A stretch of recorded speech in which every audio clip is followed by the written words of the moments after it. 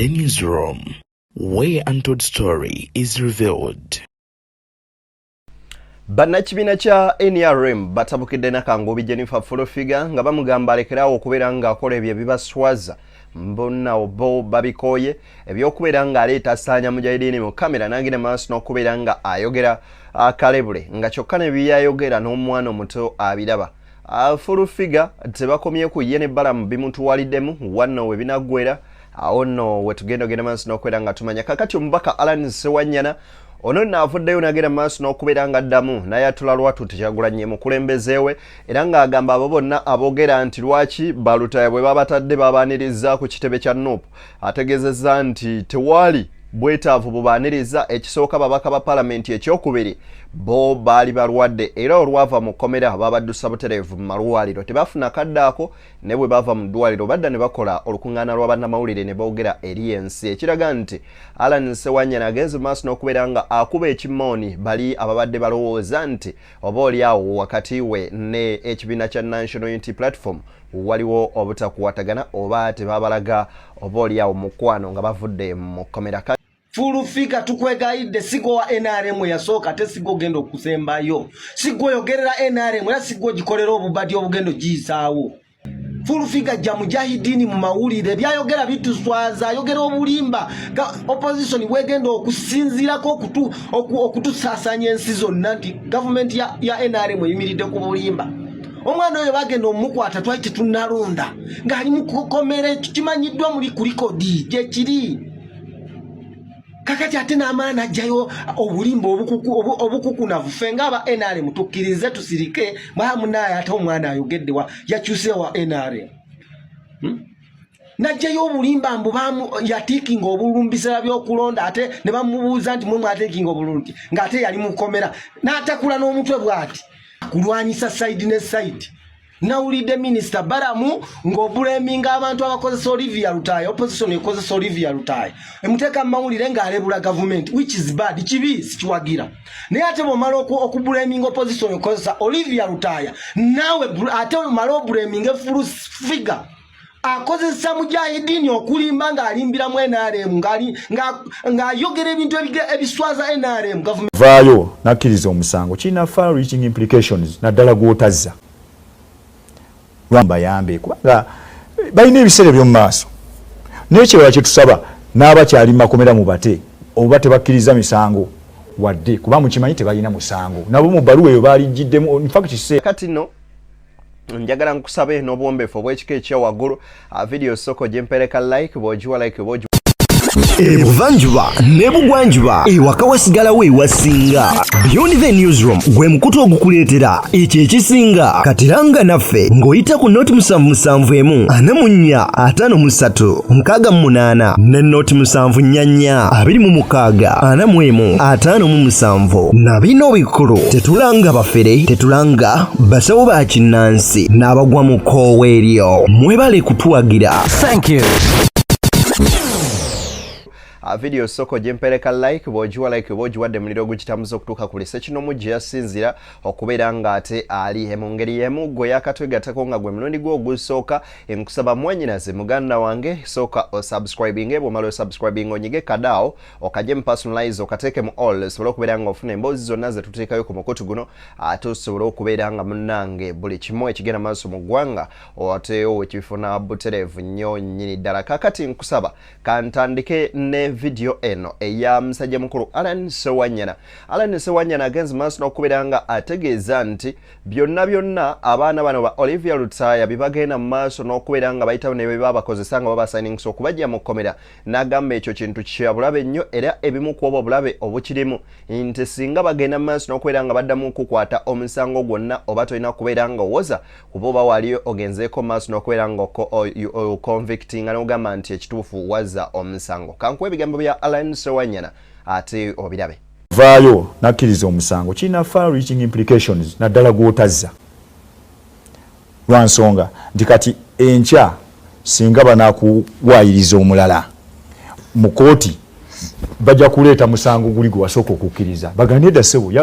yagambako ensi nti yakoze bomu abeera convicted in fact kati omusajja tugambye alina bomu endala ogamba ate talina nga yakkiriza nti yalina bomu luli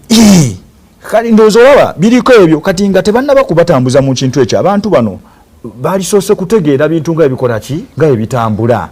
ne babanga bakola ki manyi ekkomera liruma sebo naliyo ndimanyi liruma naye nga tosobola kukkiriza musango dda mutuufu naawe ng'okimanyi tewagukola ate nga naawe Danstan okimanyi ffenna bali wano tukimanyi nti byali byabufuzi bya 2021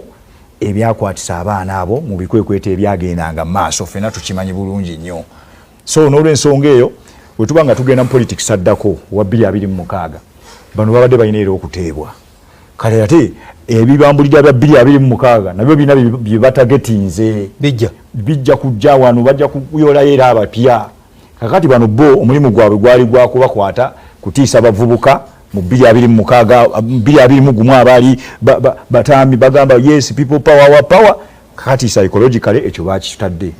kakati bagenda ku kipya naye nga mugenda ku kipya kati bano ate abaana bo mubayambe kubanga balina ebiseera by'omu maaso n'ekirala kye tusaba n'abakyali makomera mu bate oba tebakkiriza misango wadde kuba mukimanyi tebalina musango nabo mu bbaluwa eyo baaligiddemu infact seeya ate bo balina kugira mu ya DPP ti ebyo tubivuddeko abaana bagende balye buki butaala yego gwolirudda beiro reportinga beiro ngenda mu kooti ne ku Monday nabadde mu kooti ku Monday eno yennyini nabadde mu kooti ne baloya bange Kanso Muyizi ne Kanso Kuzesto mu Katumba ng'akiikidde Lukwago and Company Advocate kati ono Abalanyi nakubuuza ekibuuzo kino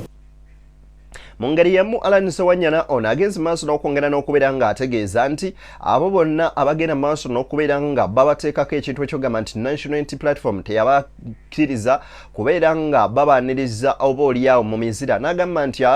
ekibiina kya Nuupu kitwagala nnyo nnyini ddala kuba twali balwadde era ne guno gwakawo mubaka Segerinya tannabatereera mu mbeera ze naye bwe twava mu ddwaliro twakola olukuŋŋaana lwa bannamawulire ne tunyumya ate olutabaalo olw'ekkomera nga bwe lwali na biki bye twasanga eyo ng'ebimu ku byoza endwadde zineeno ezitusudde ku ndiri okumala akabanga kaneeno konna ke tuyitamu ebigambo bya musajja mukulu ono Alan Sewanyana bebino byonna kambikwongere ate mbikuwe njawulo y'abasibe yeeriwo abasibe Sewanyana n'abasibe bano tetulina enjawulo lwa nsonga twali babaka ba parliament bano baana ba bulijjo bawagizi ba byabufuzi nga bo ate abamanyiddwa ku kitebe bafuut soja naye ekyenjawulo ekyaliwo ku ffe nti nze we baatuuta ne muganda wange Segirinya nze nali mulwadde kyo kimanyi bulungi ateebwa nga ndi mulwadde mu kooti saasobola kutuuka banteeka ku Zoom nga ndi mulwadde kati omulwadde alinya akabooda n'agenda ku kitebe bamwanirize bakube mu bbanga fireworks nedda tisoboka nali mulwadde kati ebbanga ate naddirayo ku kitebe nga ensonga tekyali mugole nga biyiseeko ebiseera nga embeera tekyaliwo era twatuuza press conference fena ku kitebe ne muganda wange Segirinya ne twogera embeera gye twayitamu ng'oyo omukyala bwakoze eki bw'agyogedde so nze ndowooza nti awo tewali mbeera mbi oba biki naye ndowooza nti biseera byebyo bino birala. Alright. Kakati nno muna NRM wuno omusayi gwa Kaguta musayi gwa NRM atabukedde Nakangubi Jennifer Fulufigo olw'okuvayo n'aleeta omuwala okuleeta omusajja Sanya gwe bagenze maaso n'okubeera nga bate okuva mu kkomera ng'ono nno tayogedde munnange yeesulira eyo agenze maaso n'okubeera nga ategeeza nti byonna byayogera byapa era abagenda maaso n'okubeera nga basiiga kibiina kya NRM busa nga bo tebamanyi nti oba oliawo kye bakola bali mu kwerongera akamulali mu mmere ate gye bagenda kuwa baana baabwe. Fulufiga tukwegayidde sigo wa NRM yasooka te sigo genda okusembayo sigo yogerera NRM era sigo gikolera obubadi obugendo giyisaawo. Ebe byokola byolowooza bye bigenda okwongera kaluka NRM kawansi ku ground otandika okuperereza abantu bongere ku bululu. Ebe byokola tebyongerako oli mobilizer wa kika kigwe ateeka abantu abatuswaza mu mawulire. Toyinza kugamba mbu simanyi bantu ekisajja bukyaba kita president yabawa ekisonyo abaana abo mubaleke bagende bawumulete mubakozesa mubajje mu mawulire abaana faces zikyali nto. Eggwanga lijja batunuulira muleme kubakufuula byakulwanyisa. Fulufiga jja mujahidini mu mawulire byayogera bituswaza ayogera obulimba opposition bwegenda okusinziirako okutusaasanya ensi zonna nti gavumenti ya NRM eyimiridde ku bulimba. omwana oyo bagenda omukwata twali tunalonda ngali mukomere kimanyiddwa muri kulikodi je kiri kakati ate n'amaana ajjayo obulimba obukuku navufenga aba NRM tukkirize tusirike mwamunaye ate omwana ayogedde wa yakyuse wa NRM najjayo obulimba mbu yatikinga obulumbisira by'okulonda ate ne bamubuuza nti mwe mwatekinga obulungi ng'ate yali mukomera n'atakula n'omutwe bw'ati najjayo obulimba nga ne byalimba byennyini bibuula bane lwaki muswaza ekibiina kya NRM lwaki mulowooza nti eyimiriddewo byekola kupangapanga na kuyimirira ku bulimba NRM eyina amaanyi yandibadde eyina amaanyi ku ground naye mmwe kennyini mmwe like ng'abo ba full figure toyinza kuvayo n'oleeta musajja mu mawulire omukoowu omusajja omulwadde w'obwongo n'omuleeta mu mawulire n'atandika okulimba ebintu ne bimulema n'okulimba ne bamubuuza mu abutiiki ajjeyo ekitundu lwaki talaga ayogere ekitundu we babutiikingira wa amawulire gakubanga ensi yonna ng'ejjudde bannamawulire kamera zaali zitundula ku security gye tulina temuyinza kwagala kutuswaza kutukubisaamu bitulimbu opposition yatuuka n'okutiikinga obulu miliyoni 2 yababutiikingira mpuku yawe eyo gye mutamanyi kale ne baba babutiikinga ekyo kye kimu kukiraga nti NRM nnafu nnyo okutuuka ku existence eyo wansi ku ground mulo security kyemwagala okugamba nti mwagala kukakasa nti NRM teyina security enough security kyemwagala okugamba nti NRM teyina ba informer bali wansi ku ground abayinza ogituusako amawulire nti wali batiikingira obululu kyemwagala okugamba polisi kati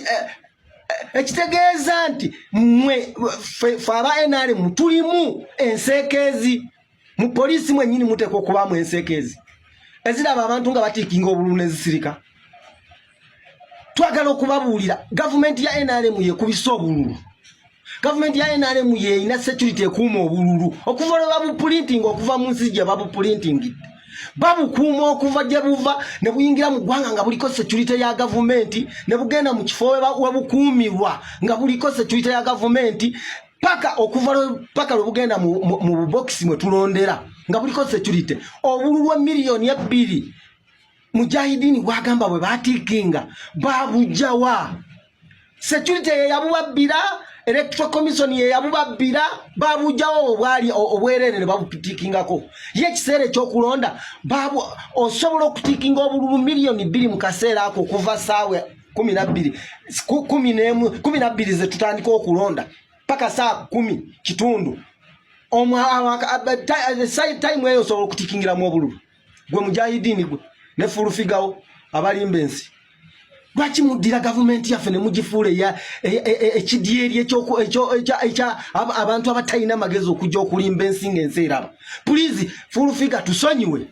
sigwa wa NRM asooka ate sigwa ogenda osembayo kazi ebintu byekikola byonna ebintu byakutuswaza buswaza please bekikwatako tubeegayiridde ffe tulumirirwa NRM tuli wansi ku ground ekisooka temuttira baana kaliya yaabwe abana babasiba emyaka ena bavuba demokomera president yabawadde amnesty babawadde ekisonyiwo mubaleke temubafuula kyakulwanyisa side ne side ngeri yemu alabudde Minister Balaam Barugahara namugamba nti ekifo ky'okunenya abanuupu bokka okubeera nga bakozesa Olivia Lutaya yekyagambye nti oba oliawo aweebuula gavumenti agamba nti akivumirira nnyo nnyini ddala naye Minister Balaam abeere balanced ate era aleme kubeera nga yeesigama ku paati emu oba ku ludda lumu agende mu maaso n'okubeera nga atonda ne mu kya full figure abakozesa ssaanya n'abalala abalinga abo abagenda mu maaso n'okusiiga opposition obusa gamba byeboogera byonna byappwa era bagenda maaso nakubeera nga babalabisa ng'eyo nno gye bweyongera eyo opposition egenda beera nga ekakozesa nga akakisa oba twekiyinza okuyita advantage mu lufuutifuuti okuba ng'ebakuba akalulu ategeezeza nti gavumenti yevunaanyizibwa ku kukuba obululu n'okubukuuma kyajja kitya Ssaanya ogamba nti baatiikinga obululu bwa nuupu obuwererako ddala miliyoni 2 kyokka ate era mu kino kimanyikiddwa n'ayonka nti Ssaanya mu 2021 Januari nga 14 we twalondera omukulembeze w'eggwanga abo baana baali mu kkomera nga gye bagenda mu maaso n'okubeera nga mwattu bavundira ebigambo bino byonna nkusaba obiwulirize. nawulidde Minister Baramu ng'obuleminga abantu abakozesa Olivia Lutaya, opposition ekozesa Olivia Lutaya emuteeka mu mawulire ng'alebula government, which is bad, kibi sikiwagira. Naye ate bw'omala okubuleminga opposition ekozesa Olivia Lutaya, naawe ate omala obuleminga full figure akozesa Mujahideen okulimba ng'alimbira mu NRM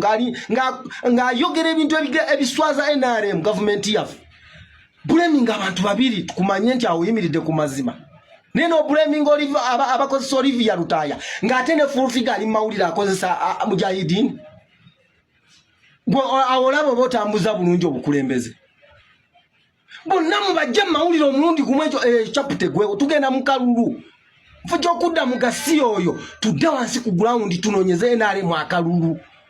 Tunonye biki ebigenda okwongera ku bululu bwe twafuna muve mu byokuddamu kutuswaza.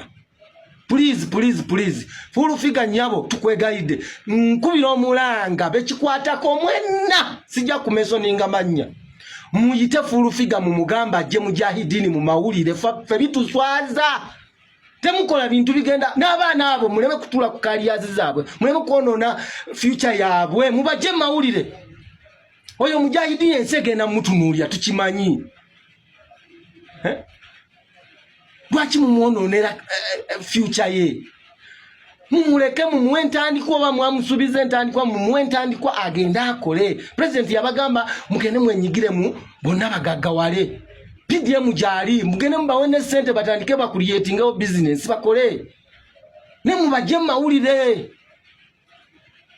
Temukola bituswaza. Njagala okubeera nga nkujjukiza nti bannaffe aba Hope Christian Fellowship International Church Africa be batuteekamu ensimbi okubeera nga tukutuusaako amawulire gano bagamba bategese okusabako okwebaza Katonda ng'ennaku z'omwezi 15 mwezi gwa December basangibwa Kitiko Kigo Road wonno okuliraaniddwa lya Memorial. Bagamba jangu omusinzize wamuko nabo ate era nga beeteefuteefu ogenda maaso n'okubeera nga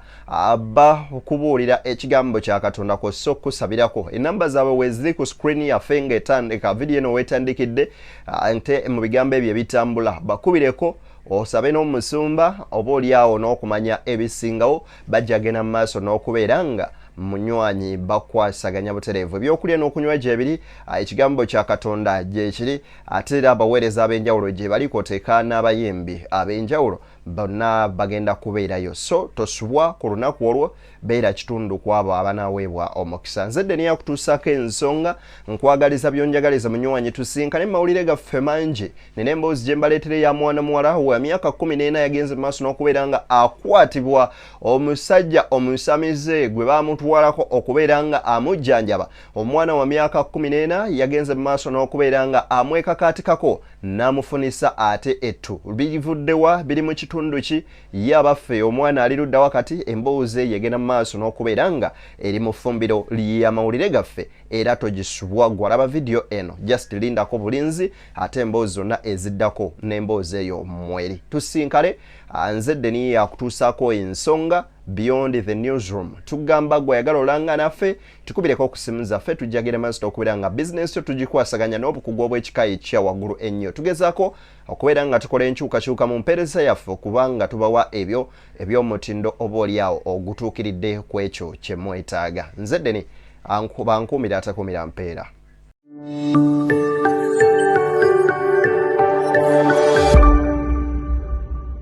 Beyond the Newsroom, where untold story is revealed.